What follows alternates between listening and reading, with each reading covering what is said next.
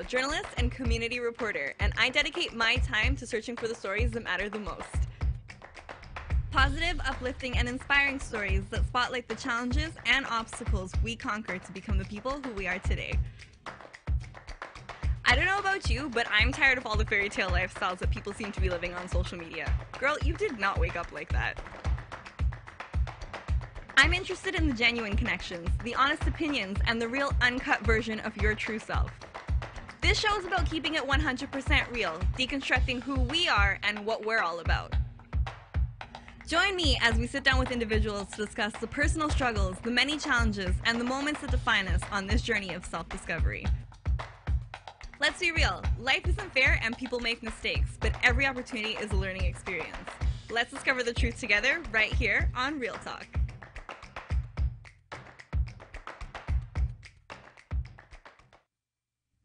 Hello and welcome to another edition of Real Talk. I'm your host, Alyssa Mahadeo, and welcome back. You know, guys, I wasn't here last week, but I'm glad to be back this week. And today I have special guest, Sara Singh. She's the NDP MPP candidate for Brampton-Centre. Sara has actually been on my show before. We had her last year when she was just nominated, actually. And now she's back. Elections are happening next month, so she's back to talk about all of the things that she's learned through her campaigning process, all the things that she's advocating for, especially in the community, and, you know, just some of the experience she's had on this journey. So, Sara, welcome to the show again. Yeah, thank you for having me, Alyssa. It's such a pleasure to be back. So, what have you been up to since the last time I've seen you? I know you had just been nominated, you had to rally the troops, and then start getting out there and campaigning and attending different events and, you know, being basically the face of Brampton-Centre community. What's been happening on your end? Well, all of that and then some. Yeah. So it's been a busy couple of months, but it's been very rewarding. Mm-hmm. We've been out door knocking, connecting with people in the Brampton-Centre riding, which is actually the most fun part of it. This whole journey for me is just connecting with people at their doorsteps, at local coffee shops. You probably met so many people that you didn't know were in Brampton. And for you're sure. like, oh, I've probably met you on the street before. And it's like, oh, you're Sara. Absolutely. That's starting to happen more and more now, especially with people knowing that the election's happening. Yeah. But no, we've been out in the community, connecting, listening, sharing the good word of the NDP and what we're trying to do here to make the community a better place. And so it's been a fun journey, a tiring one, if I can say, but it's been very rewarding to connect with people and listen. So before we get into what you are advocating for specifically here in Brampton, I know Andrea Horwath, leader of the NDP party, has, you know, kind of set out a bunch of things that she's also going to be advocating for in Toronto and for Ontario in general. Can you share with us some of those things that she's been talking about? Absolutely. So I think for a lot of people, you know, we know the state of the province right now, and people are very frustrated. That's a big thing I'm dealing with at the door. Election time, people are always frustrated. So frustrated, right? But I think now more than ever, I think people recognize that there's been a government in power for 15 years, and things are not getting quite better for us. And as Ontarians, I think we're ready for change. That's the number one thing I'm hearing at the door is we want change. And that differs from other elections where, you know, people are kind of, okay, things are going well, so we'll vote for the party that's representing us. But this election, people are frustrated. And so the NDP, what we're committed to doing is making change for the better. While people want change, we don't want them to be moving over to the Conservative Party, which isn't change for the better necessarily, because, you know, the Conservatives have been known to cut and privatize services like our education and healthcare system. But the NDP, we want to make change for the better, which means investing in those services rather than cutting those services. And that's a big part of our platform, is investing in frontline services like healthcare, like education, which is so important, like taking care of our elderly community who have paid into a system their entire life and not benefit. You know, it's really sad to see the state of things in this province for everybody. No group has been left out of that. You know, and so for us, it's about making those investments, improving healthcare services, improving access to education, improving the quality of education people are receiving, as well as taking care of everyone in the community. And that does take time to do as well. Of course, and I feel like it's something that people always bring to the table during election time. People are like, what's going to happen with our healthcare? Right. These are the important things that people need to survive. They need to live they come to live in Ontario because of the things that they know that they're going to get. And I feel like, again, education being a huge thing, especially within the in the minorities within Ontario, where it's like they want us to go to school, they want us to succeed, they want us to get our bachelor's and our master's and things like that, but we can't afford it. No, absolutely. Yeah. And so that's a big challenge for a lot of young people because, we need those post-secondary degrees, whether it's a college education or university education, to be qualified. Yeah. And we make the investments in our education. We take out an OSAP loan, or we get help from our parents if we're fortunate enough to do that. But then we're saddled with this immense debt when we graduate. And the other problem is that then we're not always finding jobs in the field that we went to school for, right? And it's a big challenge for a lot of recent graduates because, we understand that we are pursuing education, one, to enter the labor market, but two, to enhance our own personal growth. The economy. And contribute to it. It's a normal path of life almost, right? Yeah. But if we are graduating with debt loads that we can't afford to service, and we're graduating and not finding jobs in our field, that's concerning to us, right? So the NDP, what we want to do is actually help with that because we understand how important this is. So we're committed to creating more apprenticeship opportunities so young people can enter the labor market, get the skills they need so they have that before they're graduating.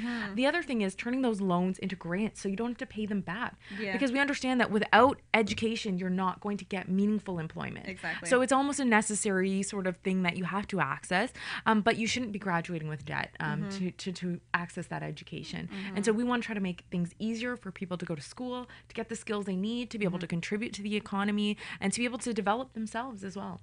Well, I mean, it's, again, like you said, it's a natural course of life. You essentially want to go to school, you want to graduate, you want to get a great job, and then you want to start your life. So a lot of people are looking to either get married, they're looking to have kids. There are just so many things that are on this path that people feel like they can't do as soon as they finish graduating from school. No, it's very true. And for our, like the younger generation, like the millennials, it's even more challenging for us. It was a little easier for our parents' generation. Things were really booming for them. Finding full-time employment was a little easier. For us, we're graduating. Some of us are working 2 to 3 jobs just to make ends meet. So how are we to start a family? How are we to buy a house? How are we to afford auto insurance rates if we're saddled with one starting off, $20,000, $30,000 in debt trying to pay that back, not finding a job in our field because there are no opportunities available, and then expected to start a family, buy a house. Like I said, it's just unreasonable right now. It's impossible. And the cost of living is going up for families. So huge, a lot of us, what are we doing, especially culturally speaking, within our West Indian and Punjabi communities, we're staying at home longer.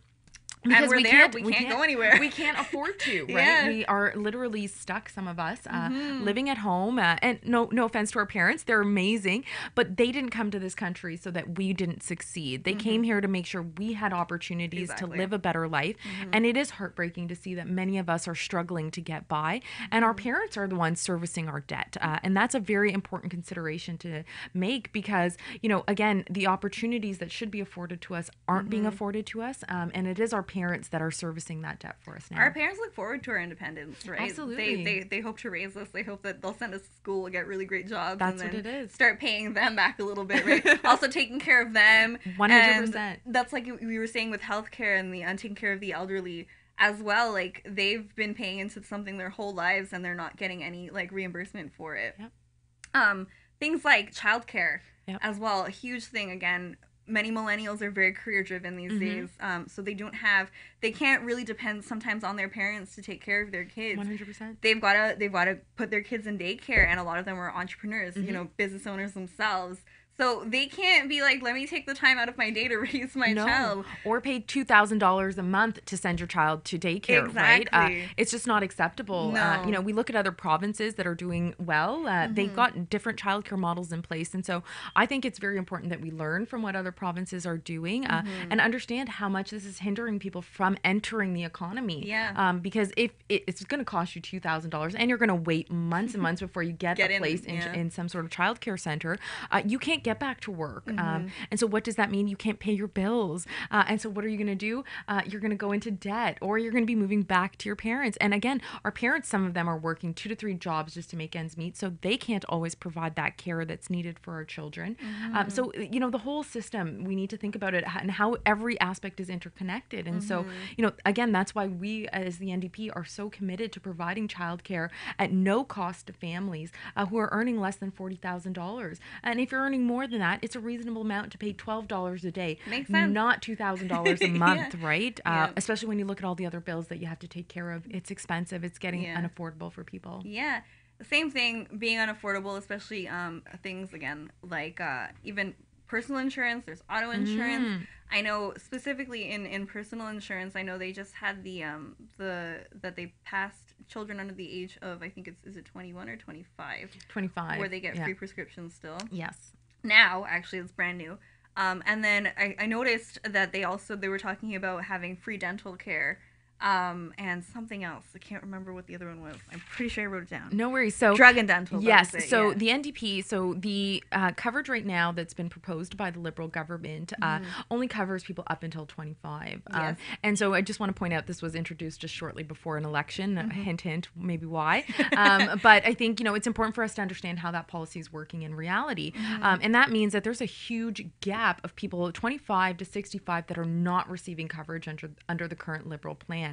So the NDP, we want to make sure that people have access to their medication when needed, and that should include everybody. And so everybody will be included under the pharmacare plan that the NDP is proposing. And we understand healthcare isn't just about going to the hospital or going to the doctor. It's about the care that happens after you leave. And so getting a prescription and not being able to fill it, that's not okay here in a province like Ontario. Or having to pay like $100 or more, things that you out of your own pocket. For sure. Just to get the medication Absolutely. that you need. And what if you can't afford it, right? Exactly. We've heard so many stories of people cutting pills in half so that they can, stretch that medication or simply not filling their prescription at all. And so what does that mean? That person's going to end up getting sicker down the road. They're going to end up going to the hospital, and it creates an additional stress on the system that could have been prevented had that person just been able to access the right medications at the right time. Yeah. And also, prescriptions are one part of the equation, but our dental health is so critical to our overall health and well-being. It really is. It is.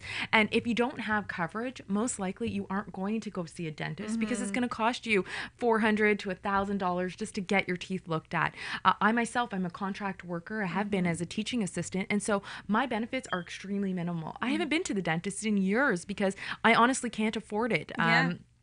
So I understand what people are going through. It's very, very similar here. Like, especially when you work for a small business, sometimes they can't afford to pay into insurance benefits for you. So then you're kind of left either paying for it yourself or having to pay into something on your own. And it's a lot more expensive for employers not paying for it, right? And then when you get there, while they might cover a lot of things on the spectrum of like private insurance and healthcare, there's still things that aren't covered. Absolutely. And I recently learned that counseling service were not covered under a private healthcare plan. And I was like, but why? Yeah. No, it's very challenging, especially when we're seeing the increase in mental health situations for people in our community. To know that they're not able to access services that will be life-saving is very concerning here in the province. We acknowledge that mental health is a issue that needs to be looked into, but the solutions around it are just these band-aids that aren't actually addressing the root of the problem, right? And a lot of these policies that have come out just recently with our Liberal government are band-aid solutions just before an election to make it look like we're doing something. Well, if we really cared about these issues, they would have happened 5 years ago, 10 years ago. Policies like this would have been put in place. We wouldn't be waiting just before an election to start making all these empty promises to the community. So it is concerning to know that this is how our current government operates. And again, I think this election is really about creating change and creating positive change. And I just want to also point out, pharmacare and dental care and childcare are things that the NDP has advocated for years. Our platform has always been about supporting people in the community, meeting them where they are, and giving them what they need. And it is things like prescription medication, it is things like dental coverage, and it is things like childcare, because we understand what a stress this is to hardworking people in this province. And so we've been pushing for it. And so it is a little disappointing that right before an election, folks are stealing, if you will, policies from the left to try to pander to those voters. But I think people are smarter than that, and they're seeing through that, and they understand who represents what. And I'm glad that you could come today, just to enlighten the community a little bit, to let them know that these are the things that the NDP is advocating for when they do go to the polls next month. So we're going to take a quick break. When we come back, we're going to hear more from Sarah. Okay? Bye. Are you retiring smart? Make your home's equity work for you. With your home's equity and our 30 years of experience, the Retire Smart Properties team can help you achieve the quality of life you've always wanted. Our services are 360 degrees. We'll give you advice, take care of staging and selling, and help you find the perfect home and community to transition to. It's time to enjoy the retirement lifestyle you deserve. Visit our website today to learn how you can use your home to retire comfortably. The Retire Smart Properties team, powered by RE/MAX West. Think you have what it takes to bring value to the community? The TCN TV network is expanding and now accepting TV show proposals. Here's an opportunity to build celebrity status and become part of an elite group of community advocates that are focused on building, strengthening, and empowering our community in a positive way. Are you interested in embarking on a new adventure? TCN TV is searching for people interested in opportunities to change the conversation and pave an unforgettable legacy. If you feel you have something of value to offer, send a written show proposal to shows@mytcntv.com.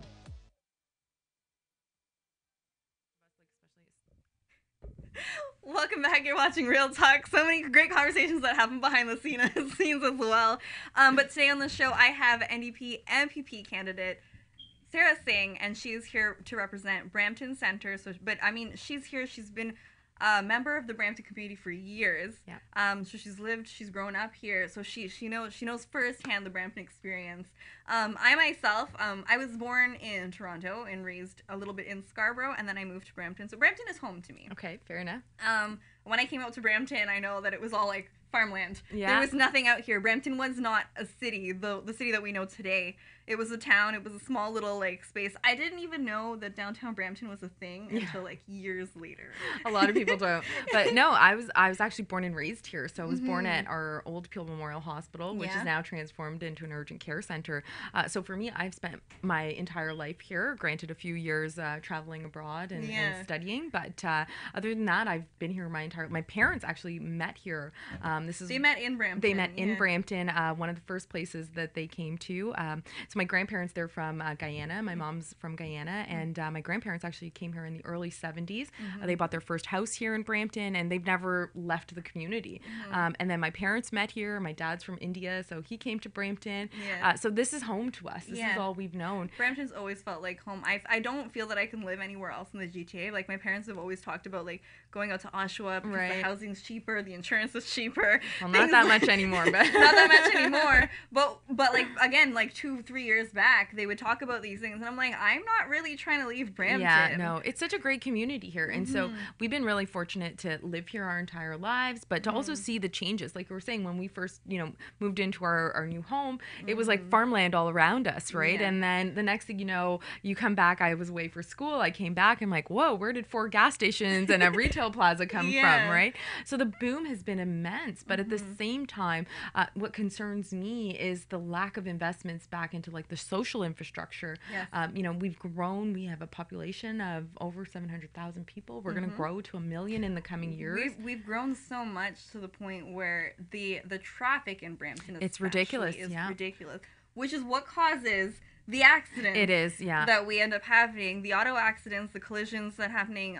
There's a lot within that industry specifically, and I know that you and your team have been out canvassing to talk to people about the ridiculous insurance rates that Bramptonians have been dealing with. So when I first started canvassing, like I knew auto insurance rates were high in the province, especially here in Brampton. I knew this was a big issue.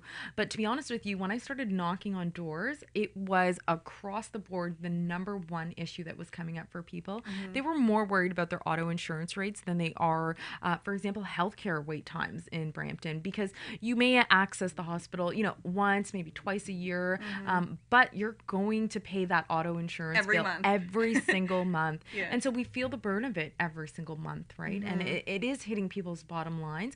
I'm hearing stories from people who are leaving Brampton because they want to try to save money on auto insurance rates. But it speaks to, again, the issues in this province and the lack of action from our current government to make things easier for families. The infrastructure here in Brampton has not has not, grown at the rate of this population, No. And that's a concern to me. That tells me that we're not getting our fair share here in Brampton, and especially here in Brampton-Centre. We have one of the most diverse communities living in Brampton-Centre, a really great mix of everything from low income to high income households. But again, when we go to the hospital, we're all waiting the same time. Doesn't matter what income bracket we're in. And we're all, paying those auto insurance rates.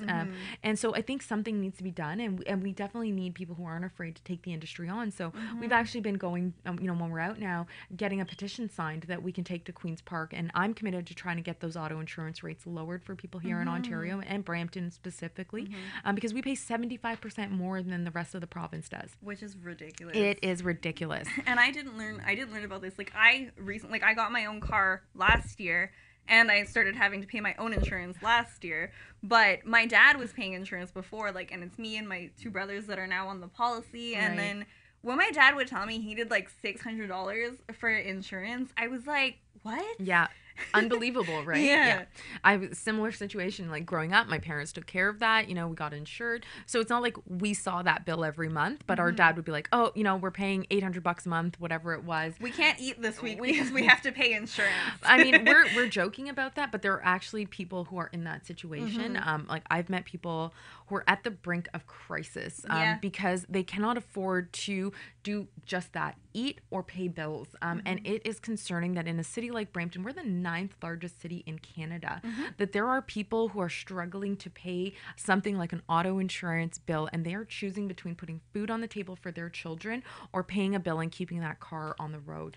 It's not okay that this is happening in a province like this, or in a city as big as we are, that people are going without. It's not okay. There was a story I seen the other day too. There was a lady, she had called in on the radio, and she was talking about how she was in an accident. It was her second accident. It happened to be at fault. No, she wasn't at fault. Okay. But her insurance policy still went up. Right. And again, it wasn't like it was a major accident. It was a minor fender bender. And she ended up so her insurance policy went up, and she's also paying. She's making payments on her car as well. And she's like, my payments went up so much that I could not afford now to pay for the insurance. I had to literally park the car in my driveway, but still pay for it and take the bus. That's really unfortunate. And I've heard this time and time again, actually, where people, they buy an inexpensive car, but the insurance is actually more than the cost of the car. They'll get a car for $5,000, right? It's a decent car, especially first-time drivers. You don't need, the brand new Mercedes-Benz down the road. And so you buy, a reasonably priced vehicle, but it ends up costing you more to insure that vehicle than it is to actually, drive it. So a lot of people just parking up their cars, trying to rely on transit. And if you live in Brampton, the transit system isn't the greatest either, and that's another issue, right?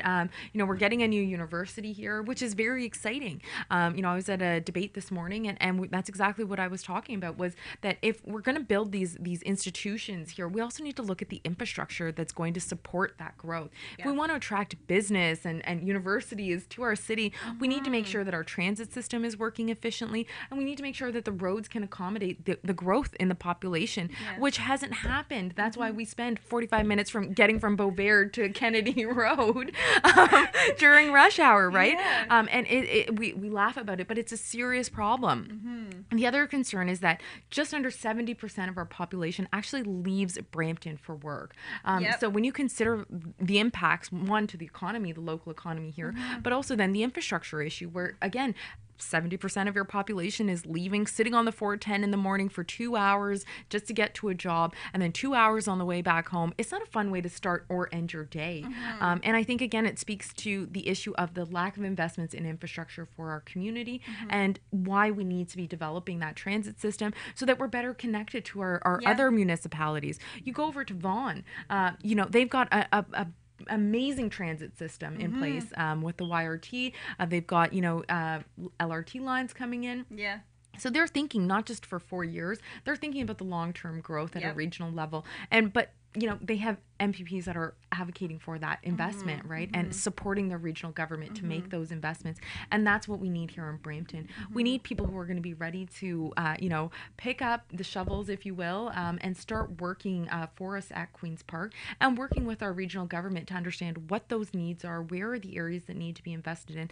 And if you haven't lived here your entire life, you're not going to understand those needs, right? Yeah. You probably didn't take the bus to get to school like I did, right? And Bramptonians know, when you were in high school, you had to take the bus to get somewhere. Yeah. You were waiting 45 minutes. Things aren't close. No, they're not. Everything kind of seems like it's right there, but things are not close. You need to take a bus. You need some form of transportation. And sitting in traffic is not fun. It's not fun. And then if you're paying $700 to drive, a 2010 Corolla as an example, right? It's not affordable for people. So how do we create a system that's going to accommodate the growth we're experiencing, increase transit usership, which is growing? Like we've seen where there have been lines put in, people are using that transit. So there is a demand for the service. It's a supply issue that's at hand, right?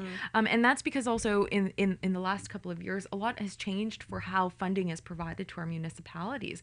And so one of the things we would like to do as an NDP government is actually invest 50-50 with the regional municipalities in transit services, which means that we'll get more buses on the road. We'll create jobs. These things create jobs. Infrastructure growth creates jobs. Investing in transit helps create good paying jobs for our community. And so we need to be doing those things, especially if we want to continue to be a global city, attract business here. They're not going to come here if they have to sit 2 hours to get to a meeting, right? Well, when you mention that too, it's even like when you go to Toronto and you tell people that you live in Brampton, are like their first reaction is not always the best, right? And you're like, and then you can't understand why right away until you really kind of consider it's not easy to get. Like I have friends that live in Toronto and they don't drive, so they need to take the transit system to come up here, and it'll take them upwards to 2 hours to get out here. It will, yeah. And it's ridiculous. And I'm just like, I'm sorry guys that you can't come to Brampton because it's not really easily accessible. Another thing again is if we're gonna bring a university into this city, and if we think about other universities like the University of Toronto, you think about Ryerson, people go to those places. How are they going to come to Brampton to go to school and be on time for classes? Absolutely. I mean, the new university campus is going to be in the downtown Brampton area, right next to the GO station, which is great. But again, it takes people a long time to get in and out of the city. Yeah. And then, again, it's speaking to that broader issue of the lack of investments to support these types of, initiatives that are very positive for the community. But at the same time, if the additional investments aren't being made to support what's happening, those things aren't going to be very effective and sustainable in the community. I'm a Ryerson student and working on my PhD there, right? Yeah. So I was so excited that we're looking at a partnership with Ryerson here downtown Brampton. Yeah. And so it's great news for the city. But again, it's great that we're off, a GO train line, but we need all-day GO station service, right? If you're waiting an hour for the GO bus to get to class downtown Toronto to get to Brampton, well, that's not effective, right? No. And then the other problem is affordable housing options, right? We're inviting students in, we're inviting, people to come into the community, but if we don't have affordable options for them to live, where are they going to stay? No one's going to come. No one's going to come, or what's going to happen is exactly what's happening now, which is we're going to be that bedroom community that people come to and then they leave. This is not a place they want to stay, work, and live. But it's a beautiful city. We're proud to be Bramptonians. We love Brampton, right? But at the end of the day, outside of our city, people don't have the best impression of us. And so I think we need to work really hard to transform how people see our city, how people see the hardworking people that live here, that contribute to the growth of this city. Again, we didn't get to be the 9th largest city without having some amazing things in place. So how do we tell that story a little bit better? How do we have people understand how beautiful the city is? Flower Town is a great place to be, and we want to encourage people to be here, but we need the infrastructure to make sure that they can get here, that they can stay here, that they can live here, raise their families here. And these are the things that matter at the end of the day. And these are the ballot issues that people need to consider when they're voting this upcoming election. So we're going to take another quick break. When we come back, we're going to hear more from Sara. We're having a really great conversation. Yes, we are. I really appreciate it. Yeah, so we'll be right back. Keep watching.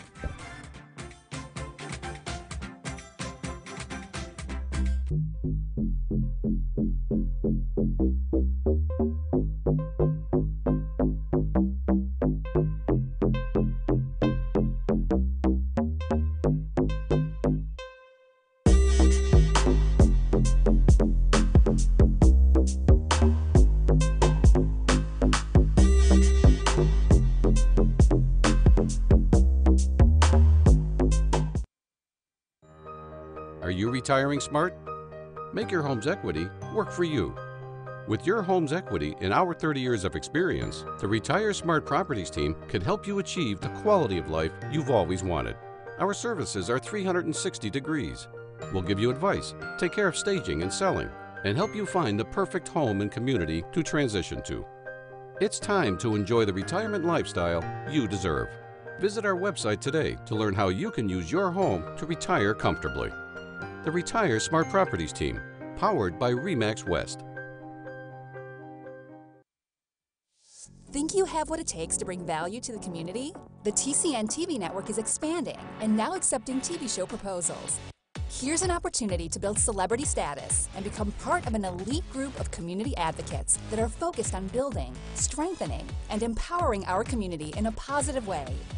Are you interested in embarking on a new adventure? TCN TV is searching for people interested in opportunities to change the conversation and pave an unforgettable legacy. If you feel you have something of value to offer, send a written show proposal to shows@mytcntv.com. Welcome back. You're watching Real Talk. I'm your host, Alyssa Mahadeo, every Friday from 1 to 2 p.m. Guys, today we're having a really, really great conversation about Brampton, city of Brampton, and the upcoming election in June. It's happening on June 7th, It is, right? yes, yeah. So you guys have to, well, after the end of this conversation, you guys got to get down to the polls on June 7th and make sure that you vote. Before we get into that, we have Sara Singh. She is the MPP candidate for Brampton-Centre. Yes, NDP MPP Candidate. NDP. I know, it's a mouthful. It's a mouthful. So many P's. And we're talking about, the Brampton infrastructure and the great developments, the great new developments we've been seeing that are now happening within our city to make it better. And one of the things that I noticed the other day was people are talking about refacing downtown Brampton. Yes.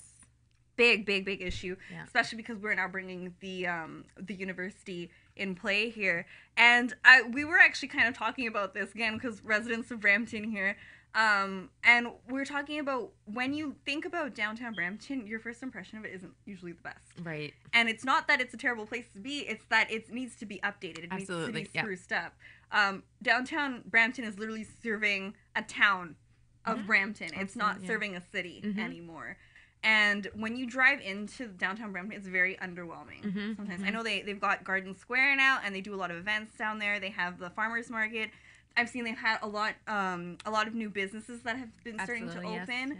Yes, but I love those changes, but we need some more. We do. We absolutely do. So, I mean, downtown Brampton is a beautiful place, and I think, I went to high school just around the corner from there at Cardinal Leger. And so even growing up, it wasn't a place we visited. You look at other places, that have these historic downtown cores, they're very well developed. Their storefronts are booming. There's that infrastructure is there to support. Aesthetically, they look amazing, right? Yeah. And so, I'm really excited because we do have those investments coming slowly but surely. And so, Garden Square is one example. If you go down there in the summer, it's booming with people, right? Yeah. The downtown farmers market is amazing. We get to showcase so much local entrepreneurship, goods that are being produced here in Brampton. So it's exciting. But I think what is needed is more support for the business community, especially the small business community. Yep. When we look at Brampton, the Peel region as well, a large percentage of our economic base is not large corporations that are contributing to it. It's hardworking small business owners that are helping develop this local economy. And so they need some assistance as well to start those ventures, to sustain those ventures, to be able to hire in this community. Yes. And that's, I think, a big part of the conversation when we're looking at downtown Brampton is that those businesses need support to be able to thrive, to be able to contribute back to the community. There's so many wonderful spaces that have opened up downtown Brampton, but some of them are really struggling because there's a lack of parking infrastructure. Very important, yeah. There's a lack of transit infrastructure to get people into that area to, access their business. And so I think it is about, working with, again, the regional government, the municipal government, to make sure that businesses are being supported. The infrastructure is happening. I know we have a business resurfacing program in place, which has helped to beautify the city. That's amazing. I didn't even know it's that. Amazing because, it's one thing to take a vacant unit on, but if it doesn't look aesthetically pleasing from the outdoor, it shouldn't just be the business's responsibility to, beautify that space. It should be also the town, the city that you're operating in to help offset that, because they then benefit by the taxes you're paying, right? So I think this is a wonderful program because it actually does help, especially in the downtown core. I understand that businesses across Brampton also need some support, but when we're talking about the downtown core right now, those businesses in particular need a little bit of an extra hand to get that boost they need, because they are serving a very vital part of this overall landscape that we're creating here in the city. Again, there's so much history in downtown Brampton. If you drive around on the streets, you see the historic houses. It's beautiful to know that our community has these places. Gage Park is a wonderful place to visit in the summer. We've done events there with my nonprofit. And so, I love all parts of Brampton. While I'm running in Brampton-Centre, like I said, born and raised here, so I've been in all parts of Brampton, and so I've seen how things are growing and things are changing, and we want to make sure they're changing for the better of all our citizens across the board, and we want to make sure people can access what's happening, and so having wonderful places like Gage Park and Garden Square, the Rose Theater is a beautiful venue.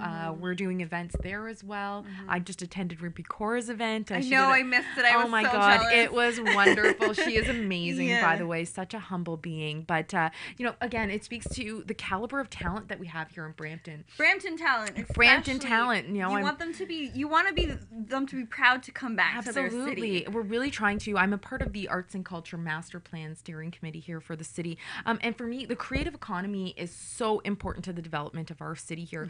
While it's great to create jobs in manufacturing and logistics, we also need to look at what the next generation is doing, and we have some creative innovators in this city, people that are on the world stage, for example, Alicia Cara coming from Brampton, Ruby Kaur, worldwide phenomenon. Alyssa Reed, I went to school with her. It's crazy to see how many people are coming out of the city. We have people like, the Sincerely Jack's crew, right? You two, they're from Brampton, You two right? from Brampton. They were here on the show. I remember. So, we have Direct Rex, for example, right? Like, these are people that are coming from our community. And so we need to make sure we're fostering that talent, especially all over. We need to be promoting this, and the libraries are doing a great job right now as well.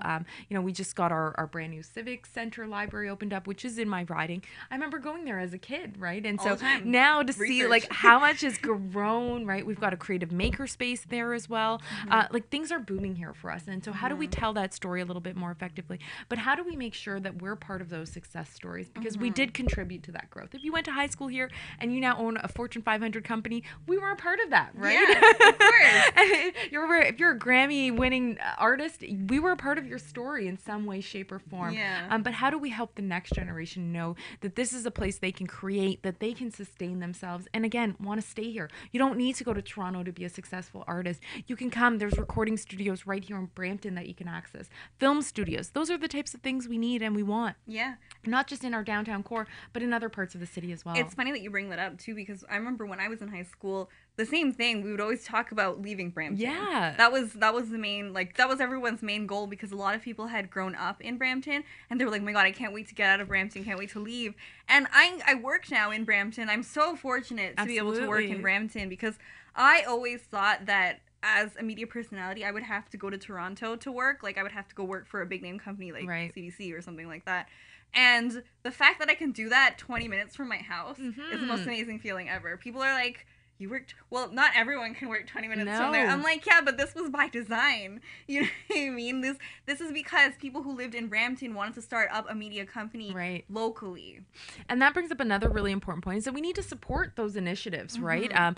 We can't just be supporting people that are, outside of the city, which is wonderful. They all need support too. But we need to be supporting our local homegrown talent. And so if that's a news broadcaster or if that's an artist that's looking to make a big break, we as Bramptonians need to be proud proud of the city that we're from. We need to create those opportunities. And I think the younger generation is really pushing the boundary on that. We have so many entrepreneurs that are working out of Brampton and calling Brampton their hub. We're right in smack dab in the middle of that innovation corridor that's connecting us to Kitchener-Waterloo. And so there's so much opportunity to create jobs here that people don't need to leave the city. And I think really that next generation is picking up the torch and trying to do that. But without support, without financial assistance to be entrepreneurs or to start an initiative, you will go somewhere where you're going to get that support. You're going to have that, a demand for whatever it is that you're creating. But the service is needed just as much here in Brampton. And so we're really encouraging people to be Brampton proud and Brampton strong, right? Because it's a beautiful city and there are opportunities here. We just need to make sure that we're all able to access them. It's even interesting that you bring that up too. Another thing that I know people really want addressed is the issue of homelessness. Absolutely. I know a lot of people are worried that Brampton is going to start becoming a lot like Toronto when it comes to the homeless population. For sure. And again, that doesn't reflect well in our city when we have homeless people who are capable of working, right, who can, who should be profitable and should be building citizens within the community, building Brampton, the city of Brampton, and things like that. They should be contributing back. They shouldn't be on the streets. No, I think so. The issue is a very complex one, right? Yeah. I think as the 9th largest city in Canada, those are issues that happen in urban areas. And what I think the homelessness issue is, it's not that people don't want to work. Sometimes people find themselves in situations where they're unable to work, right? And so there should be support mechanisms in place. So when we're seeing this increase in homelessness and poverty, which we are in this city, when we see people that are sleeping on the streets or panhandling on the corners, it's because there's not the right infrastructure in place to support them. So while, again, the city has grown to the 700,000 plus people that we have here, those services are not coming into the city. So we're working on, expanding housing and creating $1 million homes, but we're not looking at, based on our populations, we're probably going to need a homeless shelter, or we're going to need a community kitchen, or we're going to need those services here. And so it really the responsibility falls on the regional government, as well as with support from the provincial government, to address these concerns, because these things happen in big cities and we're not a small town anymore. We are a big global city. So these are problems we're going to face, and we should have adequate solutions to accommodate the needs of these communities. It isn't to blame them for the situation they're in at all. It's actually to look at what the system is doing and how people are not supported effectively. Poverty is increasing here in Brampton. We drive through, we see $1 million homes, and we think, everything is peachy keen for everyone. That's not the reality. Some people are literally, like we discussed earlier, choosing between paying a bill and eating their dinner and feeding their children, frankly. So poverty rates are increasing here in the city. We actually have some of the highest wait times for affordable social housing here in the province. We had 13,000 plus people on a wait list looking to access affordable housing. That is not okay in a province like Ontario or a region like Peel. It speaks to the lack of investments that were made in affordable housing options for this community, and I think it's signaling a bigger problem that hasn't been addressed and isn't being addressed by our politicians that are in power right now. And before we end too, I also wanted to bring up the point, I think you're in the right in the center, you're Brampton-Centre riding, and we touched on this about how the areas outside of Brampton-Centre seem to be doing well. Right. Like you said, they have those $1 million houses, they have those smart center plazas. They've got all of like everything is brand new, shiny, and it looks great. Absolutely. So everyone's like, no, Brampton's doing well. Yeah. But it's the core that needs to, otherwise what happens then? No, and I would even say it's not just the core, because even if you drive into another riding, again, they might be living in $1 million home, but there's everyone in that house is working 2 to 3 jobs to help pay that mortgage, right? Yeah, because it's ridiculous. It's ridiculous. Yeah. And I love Brampton-Centre. Like, that was the riding I actually was born in and was raised in. Again, my grandparents and my parents bought their first house in the riding.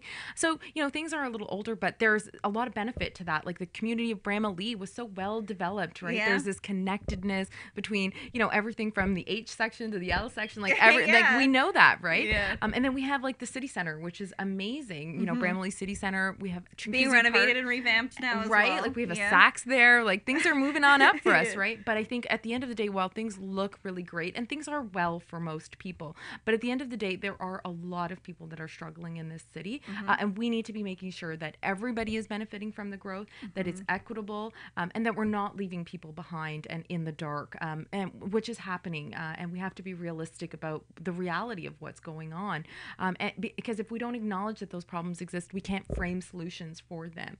So for me, it is about working with all our communities. I hope all my elected officials, once we are at the ballots on June 7th, June 8th, I want to be able to work with whoever gets elected. And so my counterparts in Brampton East and North and South, we're all supposed to work together. It isn't just about one riding. It is about a team. It is about Brampton, regardless of where you live in Brampton. This is the place we want to stay in. This is the place we want to be, and we need to develop our communities to reflect what we want. And we need to be electing people that are going to stand up for us.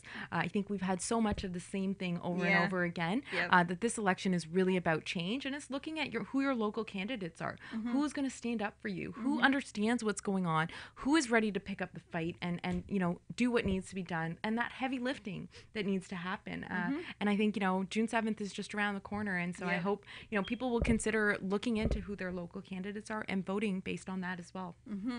So we're going to take one more quick break, and when we come back, we're going to wrap things up here with Sarah. Okay? Such a great conversation, I know, though, right? Can't get enough of it, guys. We'll be right back. Awesome. Think you have what it takes to bring value to the community? The TCN TV network is expanding and now accepting TV show proposals. Here's an opportunity to build celebrity status and become part of an elite group of community advocates that are focused on building, strengthening, and empowering our community in a positive way. Are you interested in embarking on a new adventure? TCN TV is searching for people interested in opportunities to change the conversation and pave an unforgettable legacy. If you feel you have something of value to offer, send a written show proposal to shows@mytcntv.com.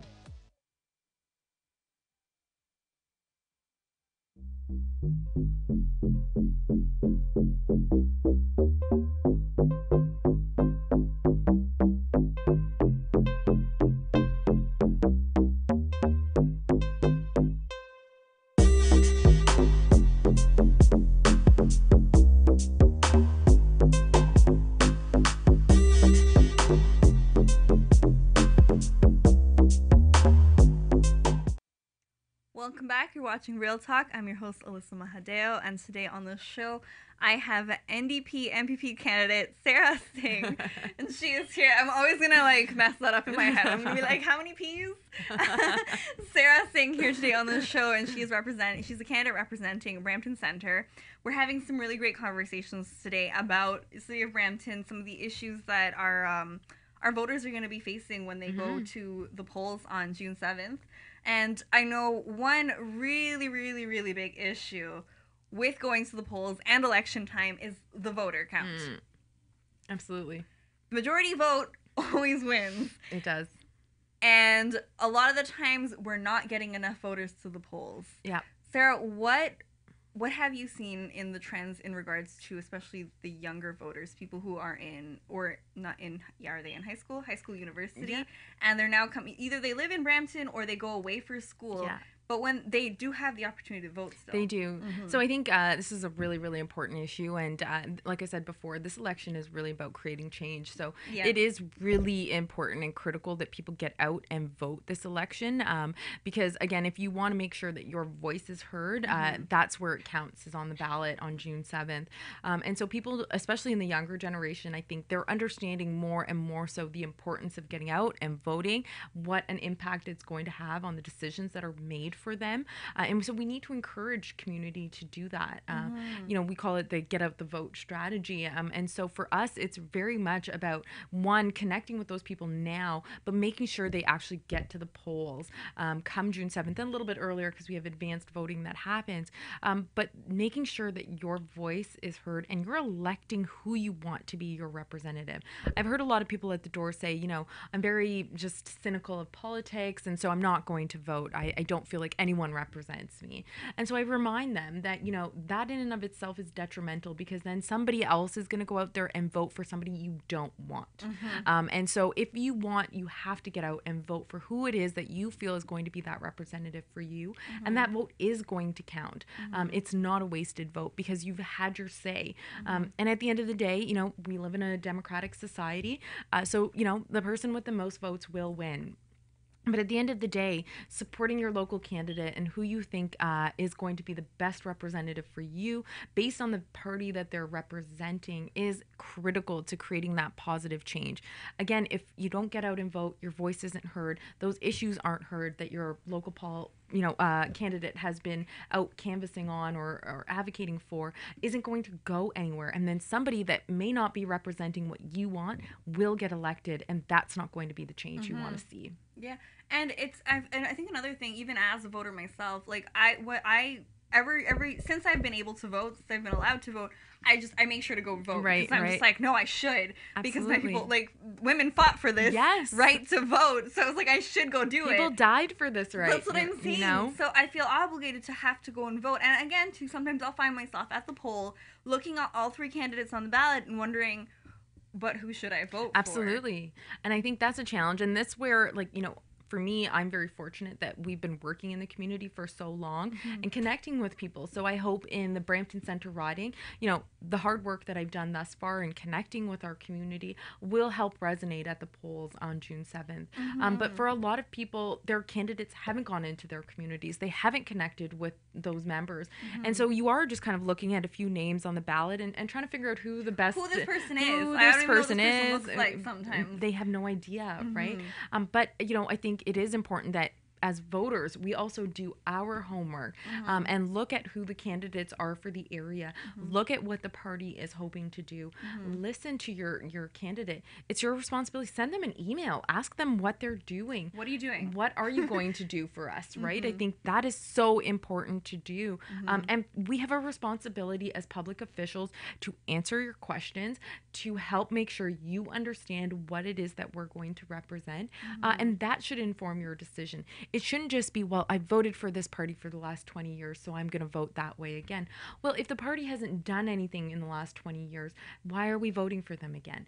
Look at what you want, and that's what you should be doing. So I think for us, as public officials, what I'm really getting out there is stressing to people isn't necessarily a vote for me. It's vote for what you want to see happen, and vote for the person that is there at your doorstep, talking to you, connecting with you, listening to you, which is the most important part of this process, and that should inform your decision.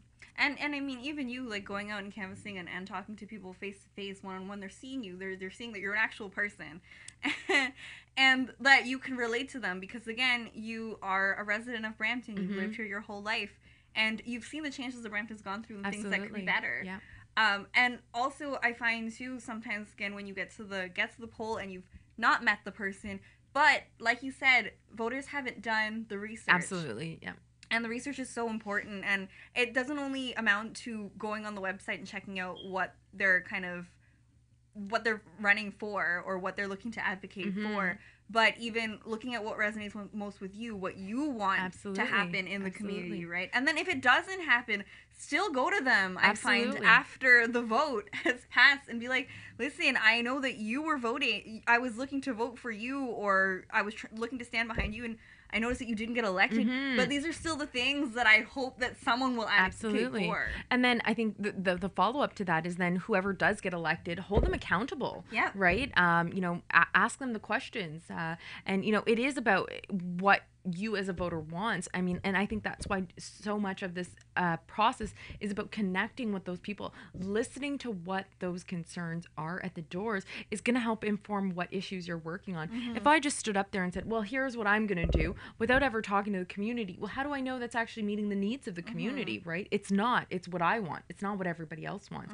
But if I'm actually talking to our community, if I'm listening to their concerns, then again, I can frame solutions that are needed for this community. community. I can't just out of, my rabbit hat here, just start pulling out some issues and being like, here's what I'm going to do for you without ever knowing if that was a concern for anybody. Like That's I said, true. for me, I thought healthcare was going to be like our number one thing because wait times at the hospital are atrocious. Yeah. But in talking to the community, it is the auto insurance rates that are concerning people the most. And so now I'm working very hard to try to do something about that specifically because it needs to be done. And, it hasn't happened yet for us here in the province. So I think it's about connecting with that local candidate, listening to what the party is doing, but also trusting your own intuition. If you've met that person, you're going to know who they are, right?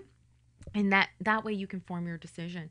But if you haven't met them and they're just giving you, again, their talking points at the door. It becomes fluff. It becomes fluff. Yeah. And so we want real people. We want real community members. We want people who know this area, who understand the needs, who can connect, who aren't afraid to stand up and speak out. That's what this is about. It's not about being a politician to go sit on a back bench at Queen's Park. It's about being a advocate for this community, being a representative, and being a voice for the people. And that's why I'm here. And I hope, with my counterparts, they also are there to represent the community. But again, their actions will speak for themselves. And I'm doing the work that needs to be done to hopefully connect with our community effectively. Well, that's the other thing, too. I always find that when you get to the ballot, it's people that you've either not heard about before or you've kind of just like seen them like this. I never seen this person. Who's this person? Where are they coming from? As a new candidate running this year, what are some of the things that you've learned? Oh, it's been a fun but interesting process. Well, first thing I learned was always wear good runners when knocking doors because trying to be stylish is not an option. But no, I was very fortunate. I got a pair of New Balances that have kept me going. So that was the number one thing that I learned. But no, just I think being real with people, right? I think being genuine and connecting with people is something that I learned. Like it's something I just because of the nature of the work that I have done in the past, it's something that I love doing is connecting with community. But, a lot of things that I'm learning are how deep these issues run in our community. It's one thing to, understand that poverty is real. It's another thing to be at the doorstep with somebody in tears because they cannot pay those bills and they are literally facing a foreclosure on their home. And so for me, that's a reality that somebody is experiencing. And so it's been an eye-opening experience to connect with people who are literally in crisis. But it's also been very rewarding to know that there is help on the way for those people, to re-engage them in the community and get them involved in our campaign because they see the hope, they see the positive energy that is there at the doorstep, that smile that wants to be there for them, looking for an opportunity. And so I think that is also resonating with people. But it's been rewarding to have people just be like, oh, you're Sara Singh, like very excited to meet you when you get to the door. We've been waiting for you. We've heard so many wonderful things about you. And to me, that's humbling experience to have somebody be excited to meet you. It's kind of strange, right? The other thing that's been just just a humbling again experience has been the people that are coming forward to work on this campaign. Yeah. I have so many talented, dynamic team players with us right now. We have everything from young people that are in like middle school and younger to senior citizens wanting to contribute to this campaign here in Brampton-Centre. And so for me, like I'm in awe of those volunteers, the amount of time and energy they're dedicating to this. But I think it speaks to that need for change here in the community and people wanting to support candidates that they believe in and people that will make a change in their community. So it's been just a range of emotions, right? Yeah. It's been a great journey. I've enjoyed every moment of it. Door knocking, fundraising, which is a bit challenging, but still like all of these different elements as a first-time campaign, we're learning a lot. And as a first-time, female candidate, the stakes are very different for us. My male counterparts, not that they have it quote unquote easier, but they're facing different challenges than I am as a first-time female candidate. And so I'm learning, my team is learning, how to kind of mitigate some situations that we get into as a woman. We were having this conversation before we started the interview. While it's a very rewarding experience, it's very challenging as well. To put yourself out there, to open yourself up to random strangers, right? And to kind of sometimes be put in predicaments that are sometimes not safe. And so we're learning a lot, and I'm learning a lot in terms of the amount of pressure that women in politics in particular are facing in this world today.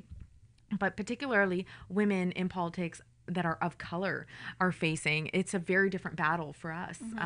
And so I'm learning how to work with the community to make sure that everybody is feeling safe, but to inspire that next generation to know that they too can do this, and it is something that is possible, especially within our West Indian and Caribbean community. I think we need representatives that are going to step up, and we need to be supported by the community in order to get there, so that we can be your advocates. But it's been overall a great journey. I've met so many amazing people at events, at the doors, so many young people who are also inspired by this journey. And I was going to say that I love that it's the younger generation that is getting involved, because Absolutely. you learn so much more about politics the younger that you are when when you get involved, when you're volunteering on a campaign such as this. And I was even thinking too, because I know a lot of the younger generation can't vote yet, but it's good that if they're educated on it now, Absolutely. they could go home and speak to their parents about these things. 100%. And let them know, like, this is what I know about so-and-so. Sara Singh came to our school and she talked about so-and-so, and she said that this is what was going to happen. This is what she's looking to advocate for. And I don't know if this is something that interests us, but, what are we doing? No, it's very exciting to see how many young people are, even when we're at the door and it's like, what's the NDP? And then we can talk to them about the NDP, and then we tell them, come on out, come volunteer. And they stay because they see the change we're trying to make for the community. And that is what they want for the community. So I think, when we're talking to young people, the issues kind of vary slightly in terms of the concerns for them, right? But at the end of the day, like you said, they're going home and they're talking to mom and dad and saying, hey, how come you're not talking about the environment and why this is important, and pollution matters to me, or youth employment is a serious issue. I'm concerned about what I'm going to do when I graduate high school. Am I going to be able to get a job? Am I going to have to be saddled with debt? Like, now they're having real conversations with their parents. And I think that's the most beautiful thing that we can provide a young person today, is to be aware, to be conscious, and to know that there are opportunities to create change and be a part of that change making. It isn't some, higher power that's creating the change. No, it's you every day out there. Like, if you walk into my office, there's like, honestly, like 20 to 30 young people every single day in there. I was just taken aback by the level of their energy, just the amount of commitment they have to building this. But again, I think it's because they see something they believe in, something that makes sense to them, and something that they want to see happen. And so they will work hard to make it happen. And I feel like we're inspiring that next generation to think more progressively, to take action on issues sooner, to not wait until things are in crisis to try to resolve them, right? They're becoming proactive, they're becoming more engaged, and they're becoming more aware, and that's exactly what we want for our citizens. And so I'm very humbled to be a small part of that process, right? But I think it speaks volume in terms of, what this party, the NDP, represents and how it appeals to our next generation. I mean, the party's been around for decades, right? Like, I personally TA'd for Stephen Lewis, who's like one of our founding, members. And so for me, this party has made sense for me based on the social justice values that I have. But to spread this message, to build our party here, especially in the 905, is critical. And to see young people picking up that torch and saying, no, this is what I too believe in, I think that's invaluable, and it's been one of the most rewarding parts of this journey for me. Sara, thank you thank you for having coming me on the show. It's a pleasure to have you. It's been a true joy. You're gonna have to come back after you win. I absolutely will. You'll be my first interview, don't worry. Right? I'd be like, I'm gonna just book that for him now. Thank you so much for coming and sharing in the conversation today. Thank you so much for educating the viewers, of Brampton especially, and hopefully of the Ontario and Toronto, of all the things that's kind of happening in the next general election. Make sure that you get down to the polls. Yes, June please. 7th. And cast your ballot, as well as, I know, Sara, you have your offices opening tomorrow. It's opening tomorrow. It's very exciting. So May 12th at 1:30, we're at 25 Kings Cross Road, which is just by the Bramalea City Centre. So it's really central. It's a beautiful location. So everyone is welcome to attend. So come down. You can actually talk to Sara that day. Please come down, come meet me, come connect with me. But if you can't come out tomorrow, please feel free to stop by the office. There's always people there. We open at 10, we close at 9, so anytime during those hours, Monday to Sunday, you're welcome to stop by. If you'd like to help out, you can sign up to do that. I'd actually encourage people to visit my website, which is Sara Singh at ontariondp.ca. Look at what we're hoping to do here in Brampton. Get in touch with us, volunteer, take a sign if you live in the riding. I know you saw some of them up there. I did. But we definitely want to get people engaged, and so any opportunity to do that, this is what what this election is about, and being the change that you want to see is what this is about too. So especially for our West Indian and Caribbean community, we really need you to get out and support. I'm really tired of people saying that community in particular doesn't get out. They're not engaged. We're here to prove them wrong. We're going to show them that the Caribbean and West Indian community, we are here. We have voices. We have a voice. We have a voice, and it matters, and we're not going to be ignored. And I think that's one of the biggest messages I want to pass on to our viewers today, is that make sure your voice is heard, amplify that voice across the province, find out who your local representative is, go out and vote, and make that change happen. So thank you guys again for joining us on another edition of Real Talk. I've been your host, Alyssa Mahadeo. Make sure that you like this video, subscribe to the channel, and I will see you again next week. See you guys later.